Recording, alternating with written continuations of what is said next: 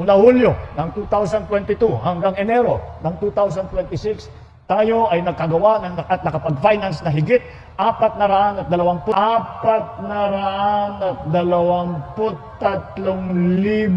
housing unit. Tayo natin ang ating narating. Ngunit patuloy pa rin tayong nagsisikap upang maabot ang ating target na bahay sa mga susunod pa na taon. Shoot, nakaakla, putang ina ka, nambubudol ka na naman. Nasaan? Nasaan yung 423,000 babae na sinasabi mo tapos mo putang ina mo?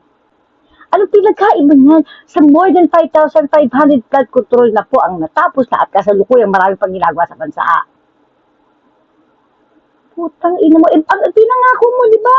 1 million kada taon na pabahay para sa ating mga kababayan. Na last year, doon sa Congress, anong sinabi ng taga-housing Kinemirut? Hanggang matapos ang termino mong akla ka, putang ina mong chupaelya ka, 300,000 lang ang kayang gawin nila. So yung sinasabi mo, na 1 million kada taon, shoota ka, sinungaling ka. Tapos ngayon nasasabihin mo, magmula nung umupo ka ng July 2022 hanggang last month, January 2026, 400,000 Kinemirut na ang naipagpabahay. Putang ina mo, nasaan? Nasaan? Kasi kung totoo yung sinasabi mo, hindi sana ganito kagalit ang mga Pilipino. Kung totoo yung sinasabi mo, hindi sana niyabang na kumari kong maharot. Okay? Sa PCO joke briefing niya, yung pagbahay, na sinasabi mo ngayon, putang ina mo. Napakasinungaling mo.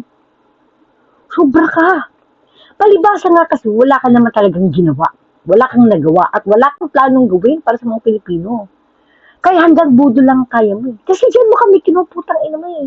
Dyan mo kinuha si Sarah. Binudol mo no sinabi mo, continuity and unity.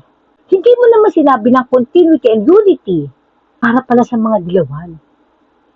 Putang ina mo, nakakadiri kang akla ka. Yung nagpalaya sa inyo sa Pilipinas, yung kalaban ng tatay mong hayop ka, ano ang iginanti mo? Halos sila ng mamayag pag sa Pilipinas eh. Nakita niyo sa Congress nun, yung mga makabayang black na makamukhang mga zombie, ang papangit at putang inang yan. Sila pa yung nagpakulong. Doon sa Chief of Staff ni VP Sara, remember si Atty. Zulaika? Pinakulong ng convicted na si Franz Castro.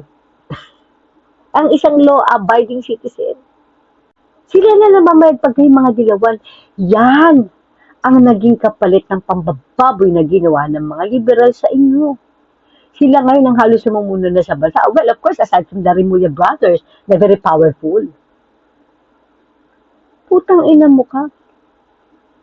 Nambubudol ka na naman. Wala ka talaga kaya kung hindi ka magbudol. Nag-hallucinate ka na naman. Putang ina mo. Nag-hallucinate ka. Sa totoo lang, wala namang problema eh. Takla, kung chumapaelya ka, kahit ilan yung isumo mo, walang problema yan. Ang problema dito yung pagiging judik mo. Apektado ng buong bayan. Ikaw lang hindi naapektuhan eh. Ikaw lang yung masaya sa pamumudo mo. Kayo-kayo lang yung masaya. Kayo-kayo lang yung nakikinabang sa mga bagay na dapat pinakikinabangan ng bansa. Sa mga bagay na pinakikinabangan ng mga kababayan natin. Kayo lang ang nakikinabang. Putang ina mo kang adik ka. Ayop ka. Putang ina, teacher pa lang to. Tarantado talaga. May nalalaman kapag 400,000 Kinemirut na pagpabahay na putang ina mo. Nasaan? Nasaan? Hayop ka.